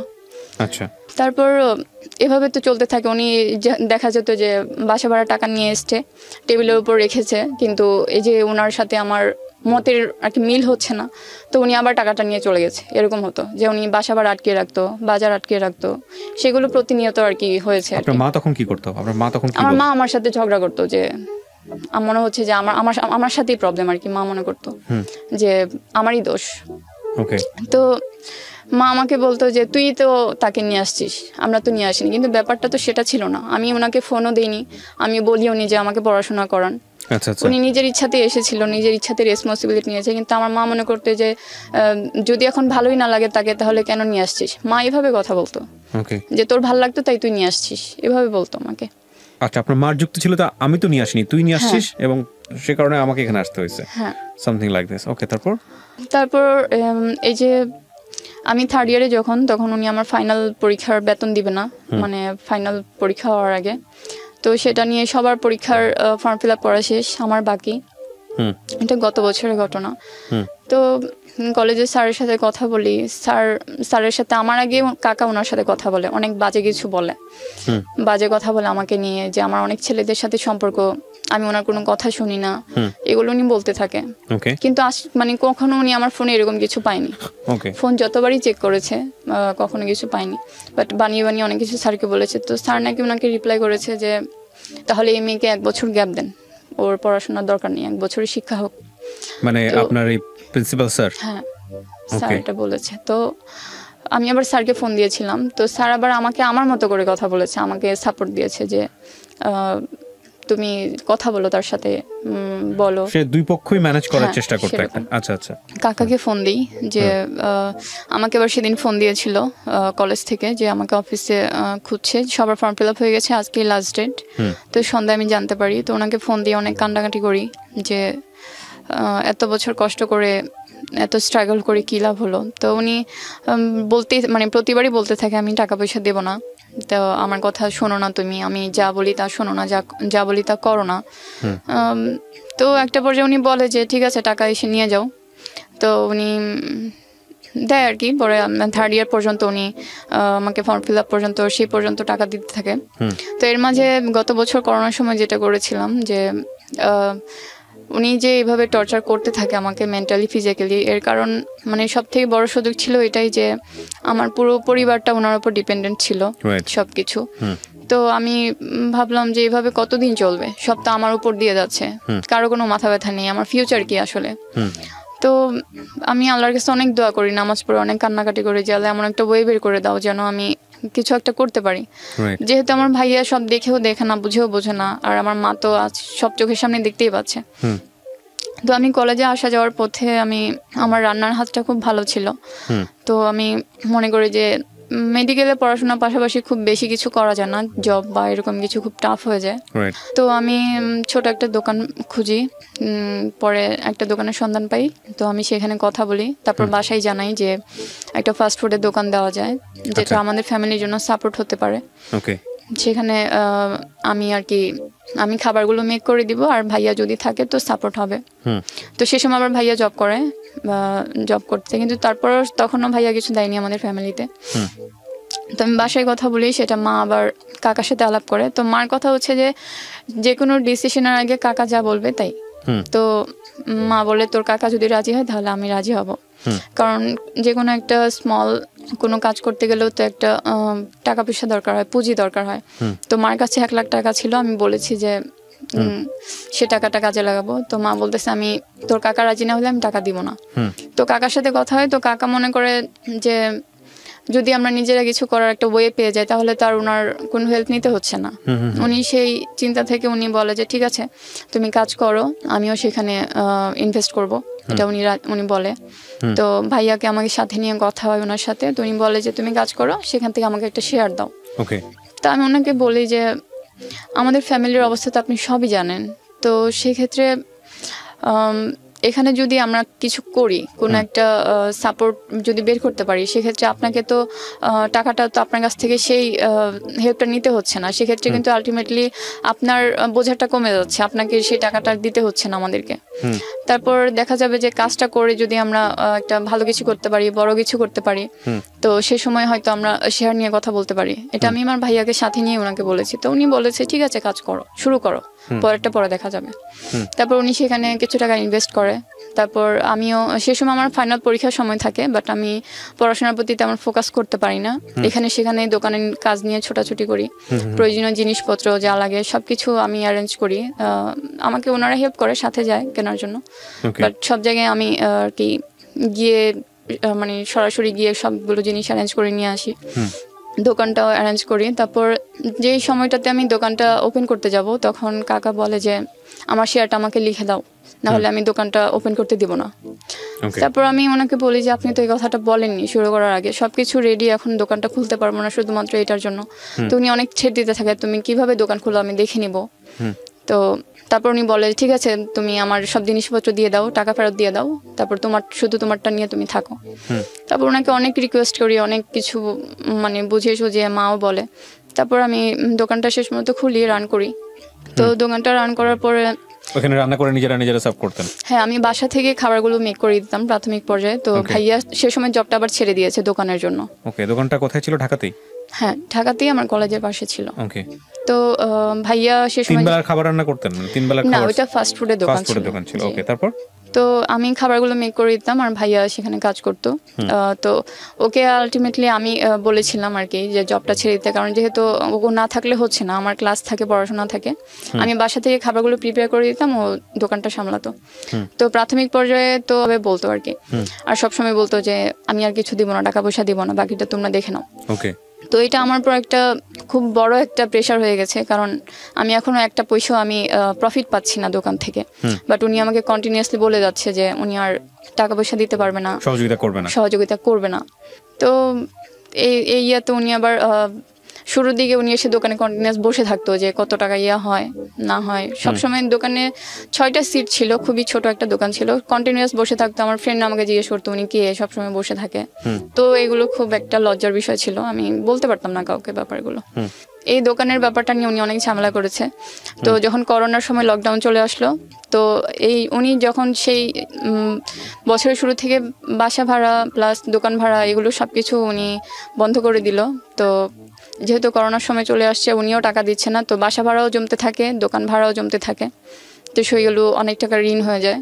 তো যখন লকডাউন পড়ে গেছে তখন উনি বলে দিয়েছে যে আমি আর তোমাদের টাকা পয়সা দিতে পারবো না, তোমরা নিজেরা চলো, আমার পক্ষে আর সম্ভব না, করোনা সিচুয়েশন, লকডাউন, আমার বিজনেস বন্ধ, এইভাবে অনেক কিছু বলেছে। তো ওনাকে আমি অনেকবার ফোন দিয়েছি, কারণ বাসা ভাড়া জমে গেছে প্রায় 6-7 মাস।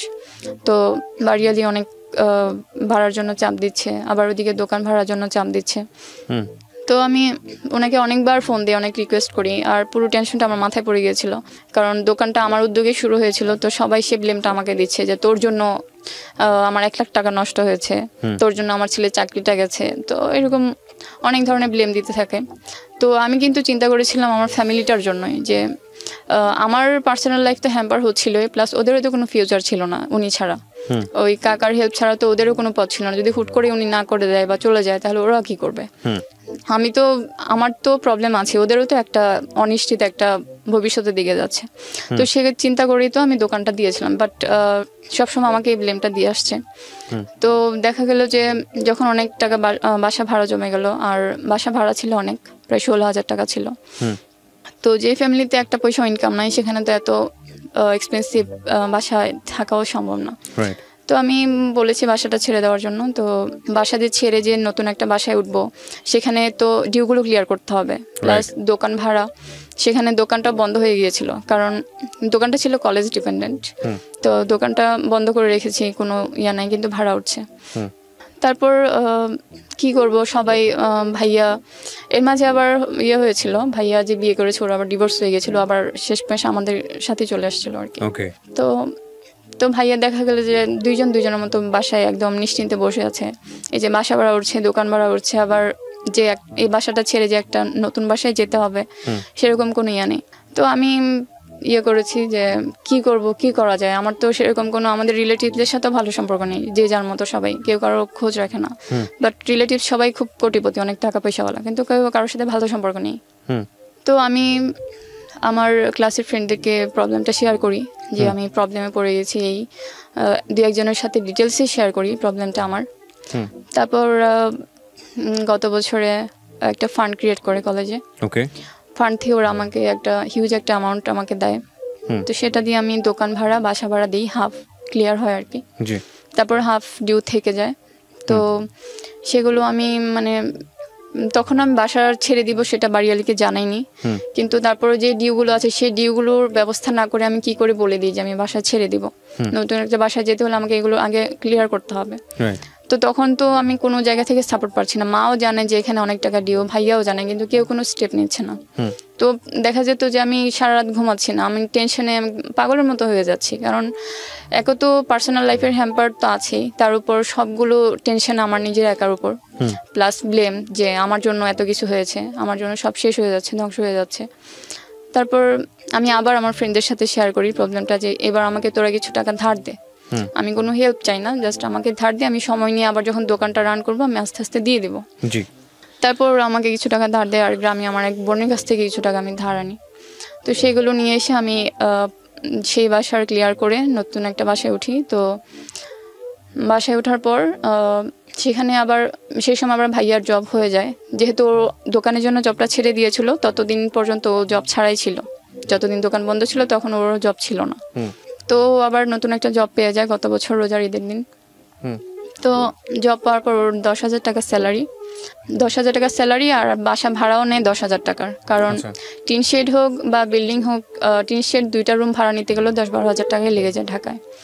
তো নতুন একটা বাসা নেয়, সেখানে আমরা ট্রান্সফার হই। ওই সময় আবার মাঝে কিছুদিন কাকার সাথে আবার আমার যোগাযোগ হয়নি, কিন্তু যখন উনি শুনতে পায় যে আমরা বাসা ছেড়ে দিচ্ছি, তো উনি একটা টেনশনে মনে হয় পড়ে গেছিল যে কি করে কি হচ্ছে, এত টাকা পয়সা কোত্থেকে নিচ্ছে।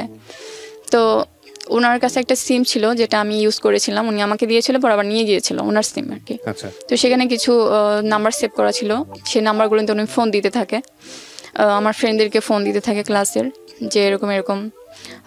উনি বুঝতে পারে যে আমি হয়তো ওদের কাছ থেকে ধার নিয়েছি, বা শুনতেও পারে আমার মার কাছ থেকে, ভাইয়ার কাছ থেকে। তো ওদেরকে ফোন দিয়ে না করতে থাকে যেন আমাকে টাকা পয়সা না দেয়, কোনো হেল্প না করে। আমি ওনার টাকা মেরে দিয়েছি। আপনার আপন কাকা? না না, আপন কাকা না, উনি চাচা বলতো। তো অত ডিটেলসে কিছু বলতো না। হ্যাঁ, তো কয়েকজনকে আবার মেসেঞ্জারে নক করেছে, উনি ছদ্মনাম ব্যবহার করে আইডি খুলে খুলে।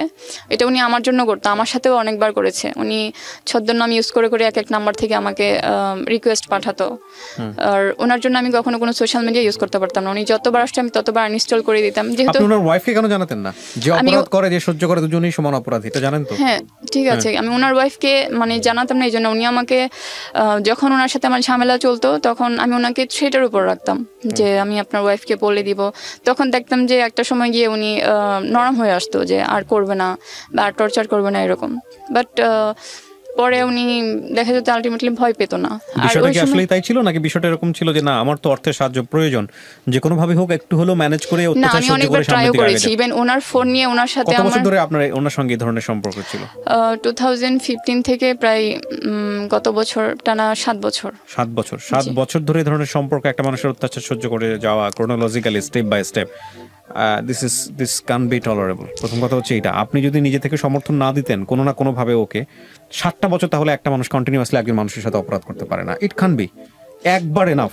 সেক্সুয়াল হ্যারাসমেন্টের কথা যদি বলি, ইফটিজের কথা যদি আমি বলি, তাহলে ওয়ান টাইম ইজ এনাফ। কারণ ওয়ান টাইমই বোঝা যায় লোকটার ইন্টেনশন কি। সেখানে 7 ইয়ার্স আপনি তার সাথে কন্টিনিউ করেছেন, কি হয়েছে না হয়েছে আপনি ভালো জানেন, কিন্তু 7 ইয়ার্স একটা মানুষকে, এরকম একটা মানুষকে যাকে আপনি যেভাবে এখানে উপস্থাপন করছেন তাকে সহ্য করা, এবং সেখানে আপনার কোনো দোষ নাই, আপনি অপরাধী না, সেটা অ্যাকসেপ্ট করাটা এটা লিগ্যাল জায়গা থেকে এবং বিবেকের জায়গা থেকে আনঅ্যাকসেপ্টেবল। আমি অপরাধী এই জন্য যে আমি আসলে তার সেই লিগ্যাল যে স্টেপটা নেওয়ার বা স্টেপগুলো আমি নেইনি, কারণ আমি চেষ্টা করেছিলাম যে আমি একা কি করে বের হয়ে আসবো, কারণ আমি আমার ফ্যামিলি থেকে সাপোর্ট পাচ্ছিলাম না।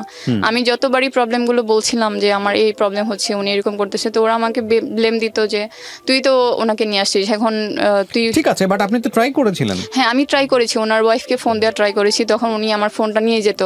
তারপর এরকমও হয়েছে উনি আমার সিম ভেঙে ফেলেছে কয়েকবার। তারপর আমি যখন উনি বাসায় এরকম ঝামেলা করতাম, ওনার ফোন নিয়ে পর্যন্ত, ওনার কাছ থেকে ইকোনমিক ডিপেন্ডেন্সির জায়গাটা থেকে যদি বের হয়ে আসতেন আপনারা, তাহলে তো এই ঘটনাগুলো ঘটতো না, নাকি তারপরেও ঘটতো? না, তাহলে ঘটতো না। তাহলে ডিপেন্ডেন্সি থেকে বের হওয়ার চেষ্টা করেছিলেন, এক হোটেল দেওয়া, এটাই? হ্যাঁ, কারণ আমার পক্ষে তো সে সময় কোনো আর ওয়ে ছিল না, কারণ আমি একজন মেয়ে মানুষ, তার উপর আমার পড়াশোনা রানিং। আর কত টাকা লাগতো আপনাদের এই সংসার চালাতে? আমার কলেজে খরচ ছিল প্রায় প্রতি মাসে 8,000 টাকা বেতন, বাসা ভাড়া 16,000, খাবার দাবার খরচ। জি, সবকিছু মিলিয়ে কত টাকা? সবকিছু মিলিয়ে প্রায় 30-35,000 টাকার মতো। 30 থেকে 35,000 টাকা, সে সমস্ত টাকা উনি দিত? হ্যাঁ, সমস্ত টাকা উনি দিত। তারপর এটা তো কমন সেন্সের বিষয়, উনি আপনাকে কেন হেল্প করতে যাবে? হ্যাঁ, ওনার ইন্টারেস্টটা এখানে কি? ওনাকে আমি এটা 1000 টাইম জিজ্ঞেস করেছি। কেন করবেন? এটা তো আপনার কমন সেন্সের ব্যাপার। উনি আপনাকে কেন হেল্পটা করবে? যদি বিষয়টা এরকমই থাকে, যদি আপনাকে ভবিষ্যতে বিয়ে করবে, ওনার ইন্টারেস্টের জায়গা তো ভেরি ক্লিয়ার, তো সেটাকে আপনি ওনার কাছ থেকে অর্থ নেওয়া মানে এটা তো প্রশ্রয় দেওয়া। কিন্তু সেটা আমি উনি আমাকে বিয়ে করতে চায় বা ওনার যে অ্যাকচুয়াল যে মানে আসল যেই ইয়াটা ছিল, পরিকল্পনা ছিল, সেটা আমি একদম লাস্ট স্টেপে এসে বুঝতে পেরেছি। এতদিন যে টর্চার করেছে সেটা আমি উনি মানে নিজের সাথে ফাইট করে সেটাকে অ্যাভয়েড করার চেষ্টা করেছি। তারপরও যে মেন্টালি টর্চারগুলো উনি করেছে সেটা আমি মানে অনেক ওয়ে বের না। 7 ইয়ার্স ধরে একটা মানুষকে কন্টিনিউয়াসলি এই ধরনের হ্যারাসমেন্টের মধ্যে যদি ইন্টেনশন এরকমই থাকে, it is physical harassment, 7 years ধরে একটা মানুষ কেন এই জিনিসটা করতে যাবে? আমি কোনো ওয়ে পাচ্ছিলাম না, আমি কার কাছে বলবো? আমি মামাকেও বলেছিলাম। আমি আপনার কথা এগ্রি করছি। প্রথম কথা হচ্ছে যে একটা মানুষের ইন্টেনশন যদি আপনার সাথেই যদি ইন্টেনশনটা থাকে তার শুধুমাত্র ফিজিক্যাল হ্যারাসমেন্ট, তাহলে 7 ইয়ার্স ধরে সে আপনার পিছনে কেন লেগে থাকবে? এবং প্রতি মাসে 30,000 টাকা করে দিয়ে, পরের দিকে হয়তো 30-35 দিয়েছে, কিন্তু প্রথম দিকে অত লাগেনি, অত দেয় নাই, কিন্তু এই টাকা তো তার পকেট থেকে এসছে। তো তার টার্গেটটা যদি শুধুমাত্র ফিজিক্যাল হ্যারাসমেন্টই হবে, তাহলে এত টাকা সে আপনার পিছনে কেন ইনভেস্ট করবে? না, ওনার টার্গেট তো শুধু ফিজিক্যাল হ্যারাসমেন্ট ছিল না, এই যে এত লাখ লাখ টাকা আমার পিছনে খরচ করছে। মানে আর থাকলে বিয়ে করবে আপনাকে, এছাড়া তো কিছু? হ্যাঁ, উনি চেয়েছিল আলটিমেটলি এটাই যে আমাকে ডাক্তারি পড়াবে, আর আমার যেহেতু অন্যান্য আত্মীয় স্বজন নেই, কেউ নেই, কোনো পিছুটান নেই, আমার ফ্যামিলিটাও ওনার সাপোর্টেই আছে। তো থিং ইজ দ্যাট, আচ্ছা মিম, প্রথম কথা হচ্ছে যে ওনার এই ইন্টেনশনটা আপনাদের কাছে ক্লিয়ার ছিল। আপনার মা আপনার সাথে কি করেছে না করেছে that's another thing, but owner intention আপনাদের কাছে 100% ক্লিয়ার ছিল যে উনি আপনাকে পড়াশোনা করিয়ে একটা জায়গায় এস্টাবলিশ করে উনি আপনাকে বিয়ে করবে। আর যেহেতু আপনি ওনার কাছ থেকে টাকা নিচ্ছেন প্রতি মাসে, 1 বছর 2 বছর না, এটা 7 বছরের কেস। সুতরাং ওই লোকটা আপনার সাথে কি ধরনের ব্যবহার করতেছে, আপনার ঘরের মধ্যে সে কি করতেছে না করতেছে, আপনি এটাকে কন্টিনিউয়াসলি প্রশ্রয় দিচ্ছেন। হ্যাঁ, আপনি তো হয়তো বা তার আচরণ পছন্দ হচ্ছে না, কিন্তু আপনি একটা লেভেল পর্যন্ত সহ্য করতেছেন, যেটা তার মধ্যে হোপ জাগাইছে, আশা জাগাইছে যে ঠিক আছে, তাহলে ওকে পড়াশোনা করায় একটা জায়গায় নিয়ে আমি ওকে বিয়ে শাদী করবো। বিষয়টা এরকমই ছিল। এখন আপনার জায়গা থেকে আপনি এটা প্রশ্রয় যদি নাই বা দিবেন, তাহলে তো আপনি 7 বছর টানলেন কেন? আপনার ইন্টেনশনটা কি ছিল তাহলে? আপনার ইন্টেনশনটা কি এটা ছিল যে ঠিক আছে আমি পড়াশোনা করে মেডিকেলে পাস টাস করে বের হয়ে যাবো, তারপর লাথি মেরে ফেলা দিব? সেরকমটা না। তাহলে আপনি কি চিন্তা করছেন? সেরকম ব্যাপার ছিল না। আমি অনেকবার ওনাকে ডিরেক্টলি বলেছি যে আপনি আমাকে যে পড়াশোনা করাচ্ছেন, আপনার এমটা কি, আমাকে নিয়ে আপনি কি করতে চান, আমার ফিউচার প্ল্যানিংটা কি? আপনার তো বলে দিয়েছে বিয়ে করবে। না, এটা আমাকে ডিরেক্টলি বলেনি যে বিয়ে করবে, এটা আমাকে শেষ পর্যায়ে এসে আর কি বলেছে। তো উনি আমাকে বলতো যে আগে পড়াশোনা করো, ব্যাপারটা পরে দেখা যাবে, উনি আমাকে এভাবে বলতো। আর যে টর্চারগুলো করতো সেগুলো সহ্য করা বলতে গেলে আমি যে প্রশ্ন আমি করেছি সেই প্রশ্নের অ্যান্সারটা আমি দিয়ে দিই প্রিয় দর্শক এবং শ্রোতা। একটা কথা আছে, নেসেসিটি নোজ নো ল, প্রয়োজন কোনো নিয়ম মানে না, এথিক্স মানে না। যার পেটে ভাত নাই, তাকে আপনি এথিক্স শিখাইতে পারবেন না, সহজ বাংলা হচ্ছে এটা। এবং এথিক্স যে শিখাইতে পারবেন না এরকম উদাহরণ আমাদের সমাজে হাজার রকমের আছে। বলেন, আমি আপনাকে একেবারে শেষের দিকে চলে আসার জন্য বলতেছি, তারপরে আপনার ঘটনাটা কোন দিকে গেছে? হ্যাঁ, তারপরে হয়েছে যেটা করোনার সময় দোকানের যে ব্যাপারটা, সেটা তো আর ভাড়া টানতে পারছিলাম না। আর এদিকে ভাইয়া নতুন বাসা নিয়েছে, তো ভাইয়াও জব পেয়ে গেছে, 10,000 টাকা স্যালারি, আর টিপস পেয়ে হয়তো 12-13,000 টাকার মতো পায়। তো সে দিয়ে কোনোভাবে আর কি সংসারের দায়িত্ব নিয়েছে। তো ওইদিকে দোকানটা আমি হুট করে ছেড়ে দিতে মানে চাচ্ছিলাম না। দোকানে ভাড়া উঠতেছিল, বাট অনেক কষ্ট করে দোকানটা রান করেছিলাম। মনে হচ্ছিল যে কিছুদিন কষ্ট করে ধরে রাখলে হয়তো আবার শুরু করতে পারবো। তো আমি নিজেই দোকানের শাটার খুলতাম, অল্প কিছু খাবার মেক করে নিজে গিয়ে বসে থাকতাম। তো সেখানে কাকা এসে আমাকে থ্রেট দিত অনেকভাবে, যে আমি ওনার টাকা পয়সা মেরে দিয়েছি, ওনার সাথে বিট্রে করেছি, অনেক ব্লেম দিত। আর মানুষকে অনেক কিছু বলতো, যে যার নাম্বার পেত তাকে ফোন দিয়ে অনেক নোংরা কথা বলতো আমাকে নিয়ে। তো এই ব্যাপারগুলো নিতে পারছিলাম না। উনি রাস্তায় যেখানে পেতো আমাকে থ্রেট দিত। তো আমার বয়ফ্রেন্ডের সাথে একবার দেখেছিল, তো ওর মধ্যে আপনার একটা সম্পর্ক তৈরি হয়ে যায় একটা ছেলের সঙ্গে। আচ্ছা, এটা গত 1 বছর ধরে তার সাথে আমার পরিচয় হয়েছিল। উনি জানতো সবকিছু এই ছেলেটা? এটা উনি জানতো। আচ্ছা, তারপর? তো এই খবরটা জানার পর উনি আরো বেশি আর কি হিংস্র হয়ে গিয়েছিল। যে তখন কি উনি আপনাকে মাসিক হেল্পটা করে না, তখন আর হেল্প করছে না। তখন কিন্তু ফোন দিচ্ছে কিছুদিন পর পর। উনি আমাকে ফোনের উপর খুব মেন্টালি টর্চারের মধ্যে রাখছে। তো উনি আমাকে বলতো যে আমি দেখে নিব তোমার কার সাথে বিয়ে হয়, কার সাথে তোমার সম্পর্ক হয়, কার সাথে সংসার শুরু হয়, আমি দেখে নিব, তাকেও দেখে নিব, তোমাকেও দেখে নিব। উনি অনেক ধরনের থ্রেট দিত, যে এমন কিছু বলবে যাতে আমার সম্পর্ক না টিকে কারোর সাথে। মানে উনি আমার লাইফটা পুরো থ্রেটিং করে দিয়েছে আর কি, যেখানে পেতো সেখানেই থ্রেট দিত। তো আলটিমেটলি আমি দোকানটা ছেড়ে দিয়েছি। তো দোকান ছেড়ে দিয়ে তারপর আমি বাসায় আর কি চেষ্টা করি যে কি করব, কারণ 10-12 হাজার টাকা দিয়ে তো 3জন ফ্যামিলি মেম্বার চলা সম্ভব না। তো এর মাঝে একটা জব পেয়ে যাই, মাত্র 6,000 টাকা স্যালারি। তো সেটা দিয়ে আমি এই যে প্রতি মাসে মানুষের কাছ থেকে টাকা ধার নিয়েছি, সেই ঋণ, তারপর সেখানে প্রায় 70,000 প্লাস ঋণ থাকে। তো সেখানে আমি সেই স্যালারি থেকে প্রতি মাসে 1-2 হাজার করে দিতে থাকি। জবটা আমি বেশি দিন কন্টিনিউ করতে পারিনি, এর মাঝে ক্লাস শুরু হয়ে গিয়েছিল। আবার বাসায়ও আমি কিছু সাপোর্ট দিতে থাকি। তো দেখা যেত যখন থেকে ভাইয়া সংসারের দায়িত্ব নেওয়া শুরু করেছে, টাকা পয়সা দেওয়া শুরু করেছে, ভাইয়ার ভাড়া মানে টাকাতেই সবকিছু চলে। তো মা আমার সাথে মানে পুরো মানে উঠে পড়ে লেগে গেছে, যে মানে প্রতিদিনই ঝগড়া করতো যে আমার জন্য এত কিছু হয়েছে, আমার জন্য সবকিছু শেষ হয়ে গেল, আমি অলক্ষী, অনেকভাবে আর কি বাসায় আমাকে টর্চার করতো মেন্টালি। তারপর কাকার ব্যাপারটা নিয়ে, কারণ তারা আর কি কাকার প্রতি সন্তুষ্ট ছিল, যেহেতু উনি সব টাকা পয়সা দিত।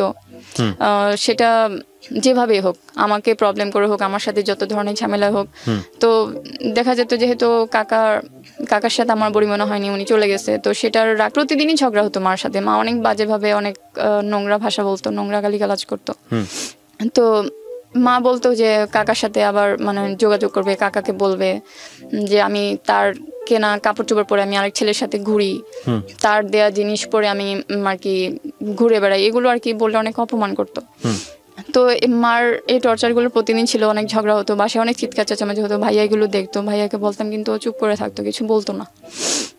তো এই ব্যাপারগুলো আর কি আমার সবকিছু বাইরে চলে যাচ্ছিল। তারপর মা প্রতিদিনই বলছে যে আমি কেন বের হয়ে যাই না। তো আমি মামাকে জানাই সবকিছু, সব ডিটেলসে জানাই যে এরকম এরকম অবস্থা, কাকার সাথে আর পরিচয় নেই। তো আমি ছেলেটার কথাও মামাকে জানাই। তো মামা বলে যে তোর মার যে অবস্থা, তোর মানে কোনো একটা ফর্মালিটিস, ছোট করে একটা ফর্মালিটিস মেনটেন করো, বিয়ে শাদী এগুলো সম্ভব না তোদের ফ্যামিলি থেকে। তো আমি বাসায়ও বলি, কিন্তু বাসা থেকে আমি কোনো পজিটিভ রেসপন্স পাচ্ছিলাম না, যে ছেলের ফ্যামিলির সাথে কথা বলে আর কি আনুষ্ঠানিকভাবে যেটুকু করা যায়। আমি তো ছেলেকে ছেলের ফ্যামিলিদেরকে সবকিছু আর কি ডিটেলসে জানিয়েছি। তো তারা এটা নিয়ে কোনো প্রবলেম করেনি, কিন্তু আমার ফ্যামিলি থেকে আমি কোনো সাপোর্ট পাচ্ছি না যে তারা বসে দু একটা কথা বলে একটি ফর্মালিটিস মেনটেন করবে। তো মামা বলতেছে যেহেতু তোর মার সাথে কোনো হচ্ছে না, তোর মাকে দিয়ে সম্ভব না। তারপর মামা বলতেছে যে তুই তোর মতো ডিসিশন নে, এছাড়া আর কিছু করার নেই। তো আমি নিজের ডিসিশনটা নিজেই নেই। তো ওই যে আপনার বয়ফ্রেন্ড এখানে আপনাকে সাপোর্ট করলো, যে ওরও তো কোনো কিছু, আমি যত জানি যে ওর জব টব কোনো কিছু নাই। জি, ওর এই অবস্থায় ও বিয়ে করলো? হ্যাঁ, ও বিয়ে করেছে, কারণ হচ্ছে আমি মেন্টালি প্রেশারগুলো নিতে পারছিলাম না, কারণ প্রতিদিনই আমি টেনশনের উপর থাকি, কান্নাকাটি এগুলো চলতেই থাকে। এগুলো মানে আমার কাছে মনে হচ্ছিল যে আমি যদি এভাবে থাকতে থাকি হয়তো কোনো একদিন হুট করে মরে পড়ে থাকবো, কারণ এত প্রেশার নেওয়া সম্ভব হচ্ছিল না। তো আমার এইসব দেখে ওর কাছেও খারাপ লাগলো, তো ওর বাসায় জানাইছে যে এরকম সমস্যা। তো ওর বাসা থেকে বললো যে মেয়েটাকে নিয়ে আসো, এভাবে আর কতদিন সহ্য করবে। তো আমি চেয়েছিলাম যে আমার বাসার সাথে জাস্ট একটা মিউচুয়াল একটা বন্ডিং এর মাধ্যমে কাজটা হোক, কিন্তু আমার ফ্যামিলি থেকে কোনো রেসপন্সই পাইনি। অনেক চেষ্টা করেছিলাম, ওরা একটু সময় নিয়েছিল, কিন্তু মা আমাকে প্রতিনিয়তই বলতে থাকে যে বের হয়ে যা, বের হয়ে যা। তো ব্যাপারগুলো আর নেওয়া সম্ভব হচ্ছে না। সিদ্ধান্ত নিলেন আপনারা বিয়ে করবেন? হ্যাঁ, সিদ্ধান্ত নিয়েছি। তারপর ওর ফ্যামিলির সম্মতিতে বিয়ে হয়েছে, নিজেরাই বিয়ে করেছি। বাট ওর কোনো জব নেই। ও আমাকে সবসময়। কবে করেছেন বিয়েটা? বিয়েটা করেছি 9 এপ্রিল এই বছর? হ্যাঁ, রানিং মাসে, এই কয়েকদিন আগের ঘটনা। আচ্ছা, তারপর বিয়ে করার পরে কি দাঁড়াচ্ছে? বিয়ে করার পরে এখন দেখা গেছে যে আমার তো ফাইনাল ইয়ার বাকি এখনো। ফাইনাল ইয়ারে প্রতি মাসে ডিউ হচ্ছে বেতন, যেহেতু কোনো আর্নিং সোর্স নেই। আমার ওইখানে ডিউ জমতে মানে বেতনগুলো কোনোভাবে ক্লিয়ার হচ্ছে না। গত 1 বছরের বেতন জমে আছে। তারপর মানুষের কাছ থেকে যে টাকাগুলো নিয়েছি সেটা আমার রেসপন্সিবিলিটিতেই নিয়েছি, সেগুলো আমাকেই শোধ করতে হবে। আর যেহেতু আমার বর এখনো কোনো জব করে না, সেটা আমি জেনে শুনেই বিয়ে করেছি। কারণ কি করে ও হচ্ছে অ্যাকাউন্টিং থেকে অনার্স পাস করেছে। বাংলাদেশে এই মুহূর্তে মিম, যদি কোনো ছেলে 2 পা আছে 2 হাত আছে এবং প্রাপ্তবয়স্ক, সে যদি বলে যে আমি জব পাই না, তাহলে প্রথমত সে অক্ষম। আমার জায়গাটা থেকে, ব্যক্তিগত জায়গা থেকে, মাস শেষে নিজে চলার মতো আর নিজের বউকে সাপোর্ট করার মতো অর্থ যদি সে রোজগার করতে না পারে, এত ফ্যাসিলিটি থাকার পরেও এই করোনাকালীন সময়ে লাখ লাখ রাইডার যারা, কিন্তু আমি দেখি যে আমি বিভিন্ন জায়গা থেকে যখন ফুডের অর্ডার দিই, বিভিন্ন বিশ্ববিদ্যালয়ের ছাত্ররা এই কাজগুলো করতেছে এবং মাস শেষে তারা ভালো ইনকাম করতেছে। 1-2টা জায়গা না, পুরা ঢাকা শহরে এখন লক্ষ লক্ষ রাইডার এরকম প্রতিদিন মুভ করে। আপনার জামাই কোনো কিছু ইনকাম করে না, বলছে বিয়ে করে ফেলছে। আচ্ছা, তারপর আপনি আসেন, আপনাদের এই ভুলের জায়গাগুলো বোঝা জরুরি। আপনি যদি ভুলের জায়গাগুলো না বোঝেন, আপনি কখনো এগুলো থেকে বেরোতে পারবেন না। হ্যাঁ, 2 নাম্বার হচ্ছে, আপনার হাতে যদি একটা ফোন থাকে, আপনার ফোনে যদি ডাটা কেনার মতো সামর্থ্য আপনার থাকে, তাহলে আপনি ঘরে বসে বিজনেস করতে পারেন। আজকে করলেন না, কালকে হলো না, তারপর দিন হলো না, একদিন আল্লাহ আপনার মুখ তুলে তাকাবে। এটা চেষ্টা করতে হবে আপনাকে, তাই না? আপনার ভাই এখনো আপনাদের সঙ্গে আছে, সে ওই সম্পর্কে নাই, তার আগে সম্পর্কে নাই। আপনার ভাই চাইলেও রাইডিং করে, আপনার ভাই চাইলেও এই কাজগুলো করে আপনার ফ্যামিলিকে চালাইতে পারে। কেন আপনারা মানে এত কিছুর পরেও কেন আপনারা মানে এত হতাশ? আমি ঠিক বুঝি না। আপনি আমাকে জাস্ট একটা কোশ্চেনের অ্যান্সার দেন। আপনি যদি মনে করেন যে আপনি মেডিকেলে পড়াশোনা করবেন, আপনি আভিজাত্যের জীবনযাপন করবেন, আপনি বড় হয়ে ডাক্তার হয়ে বের হবেন, অমুক হবেন, তমুক হবেন, এটা একটা লাইফ, যে লাইফের জন্য আপনাকে কম্প্রোমাইজ করতে হচ্ছে বা হয়েছে বা ভবিষ্যতে আরও হতে পারে। আর আরেকটা লাইফ হচ্ছে যে না, ঠিক আছে আপনার মেডিকেলের ডাক্তার হওয়া হলো না, কিন্তু আপনি নিজের কাছে সম্মান নিয়ে বেঁচে আছেন, আত্মমর্যাদা নিয়ে বেঁচে আছেন। কোনটা বেছে নেবেন? অ্যাকচুয়ালি কোনটা বেছে নেবেন 2টার মধ্যে?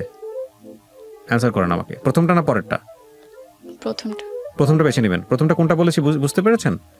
প্রথমটা ছিল হচ্ছে মেডিকেলে আপনার পড়ার সামর্থ্য নাই, কি মেডিকেলে যদি আপনাকে পড়তে হয়, আপনাকে সোজা বাংলায় যদি বলি, কম্প্রোমাইজ করতে হচ্ছে, যে কম্প্রোমাইজটা আপনি 7 বছর ধরে করেছেন। হ্যাঁ, যেটা অন্যায়, আপনি নিজের জায়গা থেকে মানতে পারেন নাই, কারণ আপনার এই অর্থটা নাই। যার কাছ থেকে নিয়ে আসতে যাচ্ছেন সে তার ইন্টারেস্ট আছে, গিভ অ্যান্ড টেক যেটাকে বলে। আর সেকেন্ডটা হচ্ছে আপনি কোনো রকম চলতে পারবেন, আপনার মেডিকেল হয়তো জীবনে কোনোদিন হবে অথবা হবে না, কিন্তু মর্যাদা নিয়ে বাঁচতে পারবেন, কোনো অন্যায়ের কাছে মাথা নত স্বীকার করবেন না। এটা হচ্ছে সেকেন্ড পয়েন্ট। আমি ক্যাচ করতে পারিনি। হ্যাঁ, অবশ্যই সেকেন্ড পয়েন্টটা বেছে নেব। আর আমি এখনো অবধি আমি সেকেন্ড পয়েন্টটা যদি বেছে নেবেন, তাহলে এটা নিয়ে আপনার টেনশন করার কোনো কারণই নেই। আগে আপনি বাঁচেন, আগে আপনি সার্ভাইভ করেন। হ্যাঁ, আমি এখন আমার এমটা এটা হয়ে গেছে, এখন অ্যাটলিস্ট আমার ডাক্তার হওয়ার ড্রিমটাকেও আমি এখন হেট করি, কারণ আমি কখনো চাইনি যে আমার একটা স্বপ্নের জন্য আমি সবকিছু বিসর্জন দিব। আর আমি এর মাঝে আমি অনলাইনে বিজনেসেরও ট্রাই করেছিলাম, কিন্তু সেটা আমি কাকার জন্য পারিনি। উনি আমাকে সেটা আর কি অনেকভাবে বাধা। কাকার জায়গা থেকে তো মুক্ত হয়েছেন শেষ পর্যন্ত বিয়ে শাদী করার পর? মুক্ত হইনি। উনি যেহেতু অনেক টাকা ইনভেস্ট করেছে আমাদের পেছনে, তো উনি আমাকে প্রতিনিয়ত থ্রেটের উপর রাখে। আপনার জামাই আছেন এখন? হ্যাঁ, ওকেও ফোন দিয়ে ডিস্টার্ব করে। মামলা করে দেন। মামলা করবো। অ্যাকচুয়ালি ব্যাপারটা হয়েছে এরকম যে মানে ওয়াইফকে জানাই দেন। আমি ওনার ওয়াইফকে জানিয়েছি, ফোন দিয়েছিলাম। কি বলেছে? হ্যাঁ, ওনার ওয়াইফকে ফোন দেওয়ার পর উনি বলেছে যে আমাকে প্রুফ দেখাও, যে হ্যাঁ প্রুফ নাই আপনার কাছে? তো আমি ওনাকে বলেছি যে আমার কাছে সব ফোন কলস আছে আর সব রেকর্ড আছে, আমার ফ্যামিলি তো নিজে একটা প্রুফ, আপনি এসে দেখে যেতে পারেন। তো উনি আমাকে বলছে ঠিক আছে আমি আসবো, কিন্তু যেদিন ওনার সাথে আমার ফোনে কথা হয়েছে তারপর থেকে আমি আর রিচ করতে পারিনি ওনাকে। ওনার কাকা আপনি সরাসরি গিয়ে মামলা করে দেবেন। প্রথম কথা হচ্ছে এটা, আপনি পুলিশের কাছে যাবেন, এটা আমার জায়গা থেকে আপনার জন্য অনুরোধ। পুলিশের কাছে যাবেন এবং আপনি যে ভিকটিম আপনার জামাইকে নিয়ে সহ নিয়ে যাবেন, ফোনের কলে যে রেকর্ডগুলো আছে যেগুলো আছে সমস্ত কিছু নিয়ে মামলা করবেন। মামলা করার পরে আপনার যদি গণমাধ্যমকে ফেস করতে হয় আপনি গণমাধ্যম ফেস করবেন, যেটা অলরেডি আপনি কিছুটা করেছেন। আমি আপনার পরিচয় ফ্ল্যাশ করি না, ওনার পরিচয় ফ্ল্যাশ করি না, এইভাবে গল্পটা উপস্থাপন করেছি কারণ আমাদের কাজটা আসলে ইনভেস্টিগেটিভ শোনা, যাতে করে কোনো আত্মসম্মানে আঘাত না লাগে, এভাবে আমরা প্রচার করেছি। এবং এই জায়গাটা থেকে গল্পটা প্রচার করার উদ্দেশ্য হচ্ছে যাতে করে এই জিনিসগুলোর রেজাল্ট ভালো হয় না, যারা আসলে কম্প্রোমাইজে যায় এগুলোর রেজাল্ট ভালো হয় না। কিন্তু আপনি তো এই রিসেন্ট টাইমে আমরা কিন্তু জানি ফেসবুকে একটা ইস্যু ভাইরাল হয়েছে যে একটা শীর্ষস্থানীয় প্রতিষ্ঠানের এমডি কে কেন্দ্র করে, এবং সেখানে মুনিয়া নামের একটা মেয়ে জড়িত, যেও ইন্টারমিডিয়েট সেকেন্ড ইয়ারে পড়তো, লাখ টাকার গুলশানের লাখ টাকার বাসাতে সে ভাড়া থাকতো। সেম কেসের কিন্তু সিমিলারিটি আছে। আপনাকে আজকে যেখানে আপনি কি সিমিলারিটি টের পান? আপনি ওই কেসের সাথে কেসের সিমিলারিটি টের পান? ও সুইসাইড করেছে, আপনাকে সুইসাইডের দিকে যেতে হচ্ছিল একটা পর্যায়ে, কিন্তু সামহাও আল্লাহ আপনাকে সেভ করেছে। তো আমি মনে করি এই কেসগুলো আমাদের সমাজে নতুন না, একটা না একটা পর্যায়ে একটা মেয়ে ওখান থেকে বের হয়ে আসতেই হয়। এবং জীবনে কোনো কিছু পাওয়ার জন্যে কোনো জায়গায় বিন্দুমাত্র স্যাক্রিফাইস করা নিজেকে, যেটা আপনি আসলেই পারবেন না, যেখানে আপনার আত্মসম্মানের ব্যাপার আছে, যেটা আপনার সাথে যায় না, সেই জায়গায় করা মানে হচ্ছে নিজেকে বিক্রি করে দেয়া। আর মানুষ নিজেকে বিক্রি করে দিয়ে সার্ভাইভ করতে পারে না। মানুষের অঢেল সম্পত্তি থাকতে পারে, কিন্তু নিজের জায়গাটাতে যদি মানুষের মাথা উঁচু করে দাঁড়ানোর না থাকে, সে যদি মনে করে সবসময় যে আমি একজন পরাধীন মানুষ, তার সম্পত্তি যতই থাকুক না কেন, অঢেল সমস্ত কিছু যাই থাকুক না কেন, সে আসলে জীবনযাপন করতে পারে না। তো আমার মনে হয় যে আপনি যেহেতু বের হয়ে আসতে পারছেন, আলহামদুলিল্লাহ বিয়ে হয়েছে, হয়তো এখান থেকে আল্লাহ একটা ভালো মুক্তি দেবে, কিন্তু আপনার কোনোভাবে ওনাকে আর কম্প্রোমাইজ করার কোনো সুযোগ নাই। আর এখানে আপনি কতটুকু ইনভলভ ছিলেন, কি ছিলেন না ছিলেন, সেটা আপনি নিজেকে প্রশ্ন করেন, নিজেকে। আমি যেটা মাঝখানে করেছি আপনাকে, তো এই জায়গা থেকে একটা বিশাল শিক্ষা আমি মনে করি, এটা যারা আজকে শুনবে তাদের জায়গা থেকে একটা বিশাল শিক্ষা। আর সার্ভাইভ করার জন্য আপনারা তো ভিকটিম না। ভিকটিম বলতেছে আমি যেটা বোঝাচ্ছি, লাইক আপনার ক্যান্সার হয়ে গেছে বা আপনার হাজব্যান্ডের ক্যান্সার বা আপনার মায়ের ক্যান্সার, এরকম ভিকটিম তো না। তো আলহামদুলিল্লাহ মাত্র কি 2 বেলা খেয়ে পরে বাঁচতে হবে এরকম একটা স্টেজে আপনারা এখন আছেন। এটা যদি আপনাদের মতো এত এত সামর্থ্যবান মানুষ, যারা সুস্থ মানুষ, তারা যদি এতটুকু পরিমাণ রোজগার করতে না পারে ঢাকা শহরে, তাহলে এটা নিয়ে আমার আর বলার কিছু নাই। হ্যাঁ, মেডিকেলের পড়া বা উচ্চাভিলাষ এই মুহূর্তে সমস্ত কিছু বাদ দিয়ে দেন। এখন সহজ বাংলা যেটা বলে, আপনারা সার্ভাইভ করেন মানসম্মানের সহিত। আপনার জামাইকে বলেন দরকার হলে রাইডিং পেশায় আসুক অথবা অন্য কোনো পেশায় যাক, যেটা মানে বেসিক জব যেটাকে বলে, করে আপনার ভরণ পোষণ, কারণ এটা রিলিজিয়ন অনুযায়ী এবং আইন অনুযায়ী আপনার ভরণ পোষণ নেওয়ার দায়িত্ব এখন তার, এবং সেটা সে করতে পারে। আপনি মেয়ে, আপনার আমাদের সামাজিকতার জায়গা থেকে অনেক কিছু আপনি ফেস করতে পারবেন না, কিন্তু এই সুযোগটা তো এখন আপনার আছে, আপনার জামাই আছে, সে করতে পারে। তো সেটা তার করা উচিত, ডেফিনেটলি করা উচিত। আমি কি আপনাকে যেগুলো বলেছি সেগুলো কি ভুল বলেছি? আপনি কি আমার সঙ্গে দ্বিমত? অ্যাকচুয়ালি ওর প্ল্যানিং এ এটাই করেছে, কারণ ও অনেক গত 1 বছর ধরে ট্রাই করেছে, আমি নিজেই সাক্ষী, ও জবের খুবই ট্রাই করেছে। আর এই করোনা সিচুয়েশনে জবটা আসলেই খুব, শুধু করোনা না মিম, করোনার পরে গিয়েও জবটা আদৌ মানুষের জন্য আর সাস্টেনেবল হবে কিনা সেটা নিয়ে যথেষ্ট সন্দেহ আছে।